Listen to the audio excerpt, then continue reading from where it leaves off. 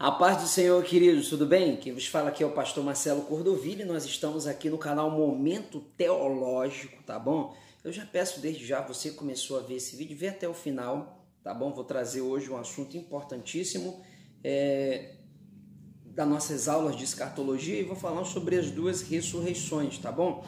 Mas desde já, se você não é inscrito no nosso canal, se inscreve, tá bom? Deixa a sua curtida, deixa o seu comentário, isso vai ajudar muito o canal a propagar, tá bom? Essa mensagem, essas aulas para o máximo de pessoas possíveis, tá bom? Desde já eu agradeço por você nos acompanhar. Tem várias outras aulas escatológicas, nós estamos numa série aqui de 10 aulas e essa aqui é a 6ª aula de escatologia bíblica, tá bom? E vamos lá, vamos para a lição de hoje. As duas ressurreições, tá bom? Anterior a essa aula, nós tivemos uma aula de arrebatamento da igreja, tá bom? E depois do arrebatamento da igreja, nós vamos ter alguns fatores importantes no arrebatamento da igreja, tá bom? No arrebatamento da igreja, nós vamos ter alguns fatores importantes. E um desses fatores é as duas ressurreições, tá bom? Então nós vamos trabalhar aqui essas duas ressurreições, que uma vai ser no ato do arrebatamento e a outra vai ser posterior no juízo final. Mas vamos trabalhar ela desde já, tá? Quando Jesus voltar, preste bem atenção, quando Jesus voltar, os mortos em Cristo ressuscitarão primeiro, incorruptível. Em seguida, os salvos serão transformados juntos e subirão ao encontro do Senhor nos ares. Eu tenho alguns textos aqui interessantes aqui que se encontram em 1 Tessalonicenses capítulo 4, versículo 16 e 17, 1 Coríntios capítulo 15, do versículo 51 e 52. Eu não vou ler, porque senão vou tomar muito tempo nesta aula e não é o caso. Depois você faça a sua análise bíblica, tá bom? Mas esses textos aqui vão deixar bem claro, tá bom? Vão deixar bem claro a incorruptibilidade do corpo, vão deixar bem claro que aqueles que morreram em Cristo Jesus ressuscitarão primeiro e em seguida os salvos serão transformados, agora de uma forma incorruptível, a famosa incorruptibilidade, sem pecado, tá bom? Os que morreram em Cristo ressuscitarão antes do arrebatamento. Os que não morreram em Cristo farão parte de uma segunda ressurreição que se dará, tá bom? Antes do juízo final. Existe uma analítica dos pós-milenaristas, tá? Que é contrária a essa que eu estou falando aqui para os amigos, para os alunos, até mesmo para os crentes aqui ou não crentes que estão aqui vendo essa aula, tá bom? Então, um conceito analítico conhecido como os pós-milenaristas, a visão que eles têm bíblica, a expressão bíblica, primeira ressurreição, em Apocalipse capítulo 20, do versículo 5 ao 6, eles vão dizer que isso é simbólico, tá bom? E isso alude a uma ressurreição espiritual. Segundo o pensamento desses teólogos, Jesus teria previsto uma única ressurreição do corpo para o justo e para o injusto, tá bom? De fato, o novo nascimento é comparado a uma ressurreição, tá? Os salvos morrem para o pecado e ressurgem para uma vida nova, tá bom? Isso o apóstolo Paulo vai estar trabalhando em Romanos, capítulo 6, do versículo 8 ao versículo 12, sobre a questão do novo nascimento ser comparada à ressurreição. No entanto, além da ressurreição simbólica e espiritual, ocorre duas outras que eu considero, a que eu falei acima, que eu considero ser ressurreições reais. A ressurreição da vida, que são para aqueles que, eu falei acima aqui, né, que ressurgirão antes do arrebatamento, tá bom? Vão ressurgir primeiro, que são os mortos, que é o da vida e da condenação que será antes do juízo final. Pastor, tem base bíblica? Eu dei base bíblica acima e vou dar base bíblica agora aqui embaixo. Aqui. Vamos lá. Em 1 Coríntios 15, 53 está escrito: porque convém que isto, o corpo, que é corruptível, se revista da incorruptibilidade. O que é isto? O corpo, que é mortal, se revista da imortalidade. Tá bom? Ao dizer essas palavras, Paulo, que já havia ressuscitado espiritualmente em Cristo, com Cristo, tá bom? Em Colossenses capítulo 3, versículo 1 e 2, ele vai falar sobre essa ressurreição, esse novo nascimento espiritual, mas ele enfatizou a esperança de que tinha outra ressurreição. Ele vai trabalhar isso também em Filipenses 3:11, e ele vai chamar essa ressurreição de redenção do nosso corpo, em Romanos capítulo 8, versículo 23, tá bom? Eu tenho aqui 5 pontos para falar a respeito da primeira ressurreição, que eu considero ser a ressurreição da vida. João capítulo 5, versículo 29, ressurreição da vida. E o que a gente pode contemplar aqui sobre essa primeira ressurreição? Primeiro, preste bem atenção, Cristo é a primícia dos que dormem. Olha só que coisa fantástica. 1 Coríntios, capítulo 15, versículo 20 e versículo 23. Nós temos base bíblica para acreditar que aqueles que morreram em Cristo Jesus ressuscitarão, porque Cristo também passou pelo mesmo processo de sepultamento, e ele foi a primícia dos que dormem, ele foi o primeiro a ressuscitar. E ele ressuscitando, ele tem esse poderio, a qual o apóstolo Paulo vai deixar muito claro em 1 Coríntios, capítulo 15, versículo 20 e 23, esse poderio de ser o primeiro, de ser a primícia dos que dormem, e futuramente, quando ele estiver para voltar no arrebatamento da igreja, tá bom? Quando ele voltar no arrebatamento da igreja, que é considerado a segunda vinda, aqueles que morreram em Cristo Jesus, assim como ele ressuscitou, todos ressuscitarão também, sairão do túmulo, tá bom? Sairão do túmulo, mas não como em corpo físico, mas corpo transformado. Até os ossos do crente será transformado na incorruptibilidade, tá bom? É o processo que eu posso dizer assim da imortalidade do corpo, tá bom? Segundo, falando aqui sobre a primeira ressurreição. Primeiro processo, Cristo é a primícia. Segundo processo, os santos que saíram do sepulcro depois da ressurreição de Cristo. Nós temos um único texto aqui, em Mateus, capítulo 27, dos 52 e 53. É um texto até de difícil compreensão, mas ele existe na Bíblia e eu creio na Bíblia na sua totalidade, tá bom? Esse significado desse evento, que quando Cristo ressurgiu, vários outros corpos também ressuscitaram, também ressurgiram, e eu tenho uma interpretação com o significado a respeito disso, tá bom? O significado deste evento, dessas pessoas que saíram do sepulcro, tá bom? Ele prenuncia, preste bem atenção, ele prenuncia algo profético de que a morte e ressurreição de Cristo garante a nossa ressurreição gloriosa na sua vida. A ressurreição de Cristo foi a derrota da morte.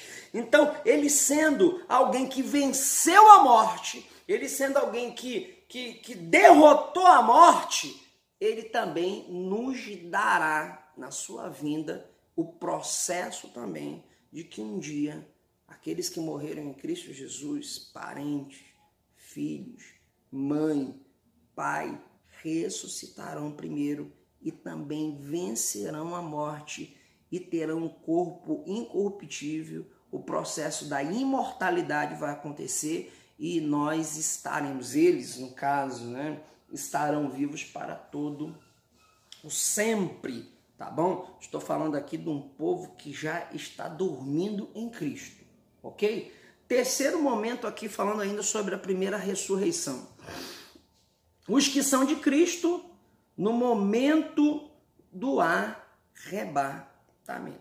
Então, nós fazemos a dissecação aqui dos pós-milenistas, que diz que tanto justos como injustos ressuscitarão juntos. Então, está aqui o processo aqui que vai quebrar essa teoria dos pós-milenistas. Não tem como o justo ser ressuscitado na primeira ressurreição junto com o justo. Por quê, pastor? Porque o texto de 1 Coríntios, capítulo 15, versículo 23, é bem claro. Ressuscitarão os que são de Cristo, os que morreram em Cristo, no momento do arrebatamento. E nós temos o texto basicamente de 1 Tessalonicenses, capítulo 4, versículo 16, tá bom? Nós temos também uma quarta tese para a primeira ressurreição, que se encontra em Apocalipse capítulo 11, versículo 11, que vai falar das duas testemunhas durante a grande tribulação, né? Então, durante a grande tribulação, tá bom? Nós teremos essa ressurreição, entendeu? Que fará parte também, tá bom? Do arrebatamento da igreja. O processo do arrebatamento da igreja, a primeira ressurreição ainda está acontecendo. Haverá uma segunda no final do juízo, né? No final, antes do juízo final. O que nós temos também aqui? Apocalipse capítulo 20, numa quinta tese aqui, para a primeira ressurreição. Nós temos Apocalipse capítulo 20, do 4 ao 6, dos mártires da grande tribulação, que ressuscitarão antes do milênio.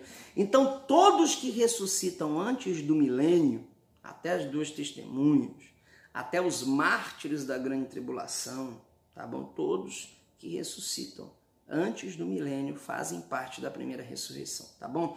E o texto vai dizer o seguinte: esta é a primeira ressurreição. Preste bem atenção, o texto de Apocalipse capítulo 20, de 4 a 6. Não vou ler todo, mas vou ler aquilo que interessa aqui. Olha só. Esta é a primeira ressurreição. Bem-aventurados os santos, aqueles que têm parte na primeira ressurreição. Observe, primeira e não única.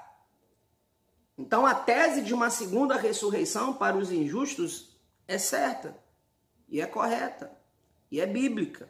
A primeira não significa única. Então, nós teremos uma segunda ressurreição dos injustos. Tá bom? A expressão ressurreição dentre os mortos vem do grego ektonekro. Ektonekro, contidas em Lucas capítulo 20, versículo 35, Filipenses capítulo 13, versículo 11. Vai trazer uma denotação aqui de que no arrebatamento da igreja os salvos em Cristo ressuscitarão dentre todos os mortos. Então, todos os mortos, justos e injustos, mas agora aqui na ressurreição, ektonekro, tá bom? Aqueles que serão ressuscitados no arrebatamento, os salvos em Cristo Jesus, serão diferenciados de todos os outros mortos, tá bom? Ou seja, os justos farão parte da primeira ressurreição reservada somente a ele, conquanto os ímpios não reviverão. Não reviverão, tá bom? Vamos falar aqui, falamos da primeira ressurreição e vamos fechar aqui, falando um pouquinho da segunda ressurreição. O que a gente precisa saber da segunda ressurreição, tá bom? Segundo a palavra de Deus, as ressurreições de salvos e perdidos ocorrerão em ocasiões diferentes, embora sejam mencionadas juntamente em algumas passagens. Aí começa o erro, hein, pessoal? Começa o erro. Se não fizer se usar somente esses textos aqui que eu vou dar e não fizer a dissecação e não utilizar o evangelho como um todo, ou o contexto como um todo, ou os outros textos como um todo, aí nós caímos no erro. Não adianta pegar só um texto e querer somente desse texto, né? Podemos dizer assim, arrumar pretexto para uma doutrina, infelizmente, que não condiz com as escrituras ou com outro texto, porque a Bíblia não pode se contradizer. Se ela fala em primeira ressurreição, fala em ressurreição somente para os justos que morreram em Cristo Jesus, então não está falando para todos. Tá bom? Então nós temos textos de difícil compreensão e um deles é Daniel capítulo 12, versículo 12 e 1 João capítulo 5, versículo 28 e 29, que essa ressurreição é mencionada como se fosse uma, mas não é. Então nós temos uma dissecação cirúrgica entre a primeira e segunda ressurreição. O texto de Apocalipse capítulo 20, do versículo 4 ao 6, é suficiente, claro, acerca dessas duas ressurreições, separando por um espaço de... Vamos fazer a dissecação cirúrgica teológica aqui dessas ressurreições? Vamos lá? Eu vou ler o texto aqui, tá bom? Não adianta ir em Daniel 12, 2 e João 2, 28 e dizer, não, só vai haver uma ressurreição. Você tem que ir para a Bíblia completa, você tem que ir para o compêndio completo. Você precisa fazer a analítica completa. Nós temos hoje o evangelho completo, tá bom? Vamos lá? Apocalipse 20, do 4 ao 6. E vi as almas daqueles que foram degolados pelo testemunho de Jesus e pela palavra de Deus, e que não adoram a besta nem a sua imagem, e não receberam o sinal na testa nem na mão, e vieram e reinaram com Cristo durante 1000 anos. Mas os outros mortos, presta atenção, mas os outros mortos não reviveram até que os 1000 anos se acabaram. Bem-aventurado os santos, aqueles que fazem parte da primeira ressurreição e não única, primeira e não única, sobre este não tem poder a segunda morte, mas serão sacerdotes de Cristo e reinarão por 1000 anos. Não é que é fácil compreender quando a gente abre a nossa mente para outros textos? Não adianta ficar entubado em textos ou você andar por pretextos de doutrinas que não condizem com a Bíblia completa. Não adianta tampar o sol com a peneira, tá bom? Então a Bíblia fala aqui de uma segunda ressurreição, apesar de ter os pós-milenistas, que na maioria, né, dos conceitos pós-milenistas, não vou tratar de igreja nem vou falar de religião aqui, tá bom? Mas nós bem sabemos quem eles são e infelizmente eles tratam e trabalham esse pós-milenismo como uma só ressurreição e que a Bíblia nos deixa bem clara aqui em vários outros textos que eu dei aqui, que é inexistente. Nós teremos uma primeira ressurreição e não única, e depois nós teremos uma segunda ressurreição. A primeira ressurreição para aqueles que morreram em Cristo Jesus e a segunda ressurreição para aqueles que são injustos, tá bom? Ok? E bem-aventurado aqueles que fazem parte da primeira ressurreição. Então, portanto, para fechar aqui segunda ressurreição, tá bom? A segunda ressurreição é da condenação. Aí sim nós encontramos em João capítulo 5, versículo 29, parte B. A parte do versículo 28 de João 5 fala da primeira ressurreição. Agora 29, parte B, fala da segunda ressurreição, que já é uma ressurreição condenatória, tá bom, querido?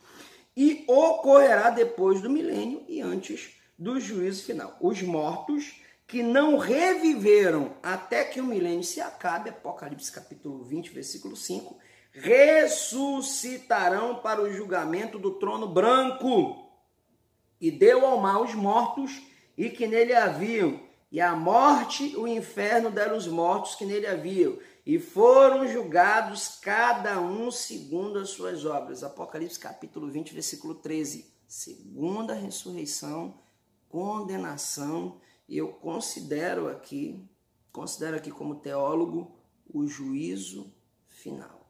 Tribunal do Grande Trono Branco. Tribunal do Grande Trono Branco é somente não para absorver, mas mostrar os absorvidos e condenar aqueles que já estão condenados por não aceitarem Jesus como Salvador, por durante a grande tribulação receberam a marca da besta e durante o milênio se rebelaram na última investida de Satanás, quando foi solto, tá bom? Ok? Tamo junto? Deus abençoe. Isso aqui é uma pequena aula. Deixa seu comentário, deixa sua curtida e se você tiver alguma dúvida aqui, eu posso te ajudar, tá bom? Deixa seu comentário aqui que a gente vai fazer o possível para trazer o esclarecimento da verdade, da palavra de Deus. Um abração, Deus abençoe a todos.